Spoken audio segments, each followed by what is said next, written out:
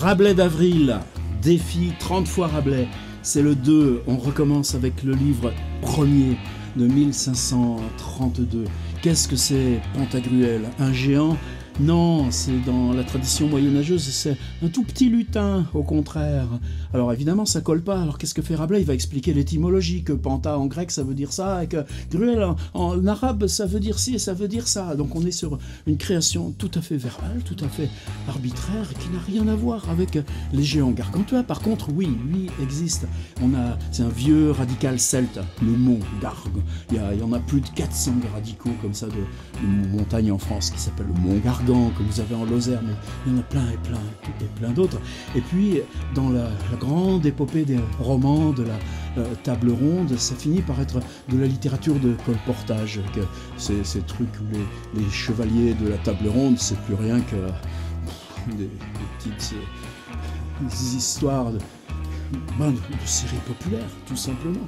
Et on aurait la première trace d'une intervention écrite de Rabelais en ce que ces petites choses de littérature populaire vendues sur les foires, eh bien, qui sont fades, qui sont banales, dans cette imprimerie, Claude Noury, dit Le Prince.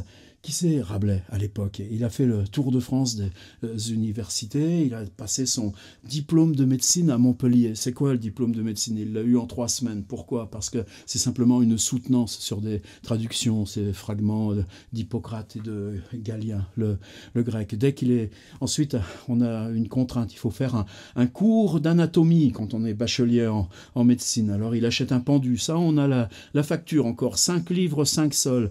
Autant la robe de Rabelais à Montpellier, c'est du toc, du fake, mais la facture de son achat d'un pendu 5 livres, 5 sols pour les 4 mois de cours d'anatomie qu'il va faire, j'espère, bon, mais aussi, on descendait de la glace du Mont Aigoual, donc on savait comment conserver ces trucs-là. Voilà. Dès qu'il a fini cette obligation, à Lyon, ce qu'il veut faire, c'est les publier, ces fragments d'Hippocrate, Galien. Il y a une imprimerie, justement, Claude Noury dit Le Juste, près Notre-Dame de Confort. Et là, il y a ceux qui publient du droit, il y a ceux qui transcrivent du grec, du latin, etc. Il faut la faire tourner, la boutique.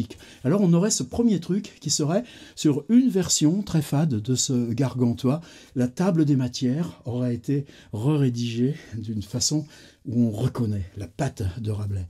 Et puis ensuite, qu'est-ce qu'on fait? Gargantua, c'est un peu usé, on va raconter, et s'il avait un fiston Gargantua? Et puis au milieu, c'est ça ce livre, la magie, c'est qu'il reprend les farces d'étudiants.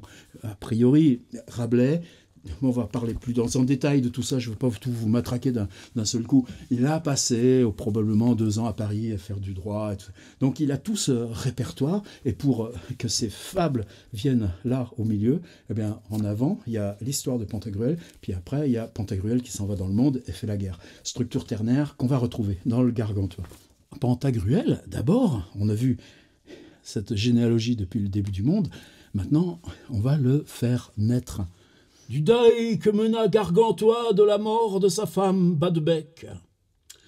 Quand Pantagruel fut né, qui fut bien ébahi et perplexe, ce fut Gargantua son père, car voyant d'un côté sa femme Badebec morte, et de l'autre son fils Pantagruel né, tant beau et grand, il ne savait que dire, ni que faire. Et le doute qui troublait son entendement était à savoir non s'il devait pleurer pour le deuil de sa femme ou rire pour la joie de son fils.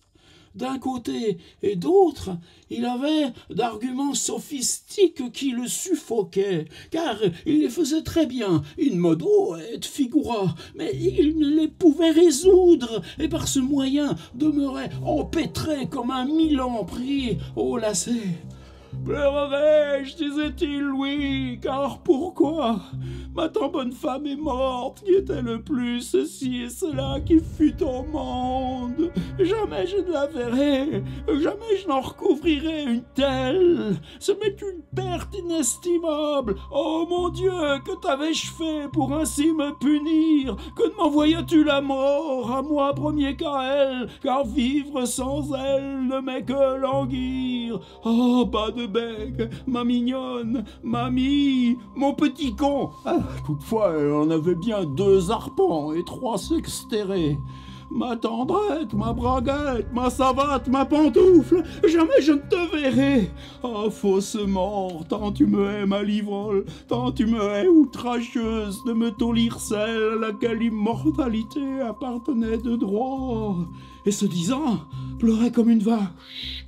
Mais tout soudain riait comme un veau quand Pantagruel lui revenait en mémoire. « Oh, mon petit-fils, disait-il, mon couillon, mon peton, que tu es joli, et tant je suis tenu à Dieu de ce qu'il m'a donné, un si beau fils, tant joyeux, tant riant, tant joli. » Oh, oh, oh, que je suis aise, buvons, oh, laissons toute mélancolie, apporte du meilleur, rince les verres, boute la nappe, chasse les chiens, souffle ce feu, allume cette chandelle, ferme cette porte, envoyez ces pauvres, tiens ma robe, que je me mette en pourpoint pour mieux festoyer les commères. Et ce disant, il louit la litanie et les mémentos des prêtres qui portaient sa femme en terre, dont laissa son bon propos et tout soudain fut ravi ailleurs, disant « Jésus, faut-il que je me contriste encore? Cela me fâche, le temps est dangereux, je pourrais prendre quelque fièvre. Vois-me là affolé, foi de gentilhomme, il vaut mieux pleurer moins et boire davantage. Ma femme est morte, eh bien... Par Dieu, je la ressusciterai pas par mes pleurs. Elle est bien, elle est en paradis pour le moins, si mieux n'est. Elle prie Dieu pour nous, elle est bien heureuse. Elle ne se soucie plus de nos misères et calamités.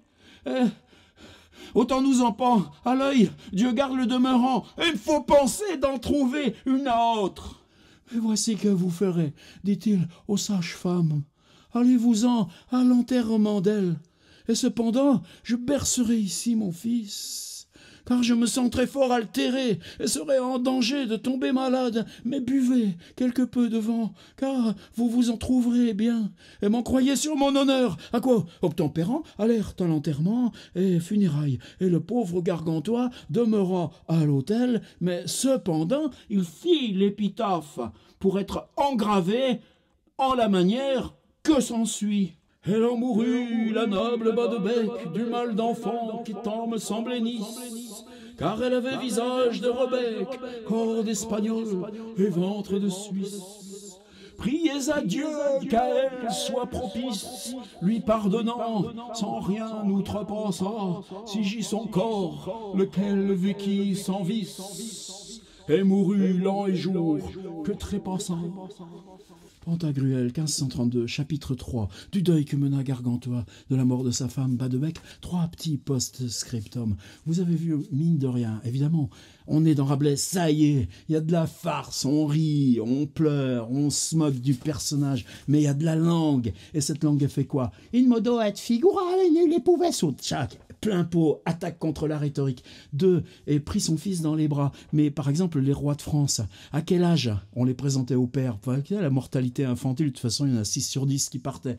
Donc, c'est seulement une fois qu'ils avaient les 6 ans qu'on les prenait des mains des nourrices et qu'on les amenait, qu'on leur donnait leur vie officielle. Jusqu'en Louis XIV, prenez Saint-Simon là-dessus, ce sera toujours ça. L'existence, l'état civil du futur roi, c'est quand il a 6 ans ou 16 ans. Bah, là, tout d'un coup, ça se bascule. Et puis, dernière chose, enfin, on va en reparler tout le temps, mais est-ce qu'on a à traduire Rabelais? Paul Valéry, l'ancien français, c'est une langue étrangère qu'on sait par cœur.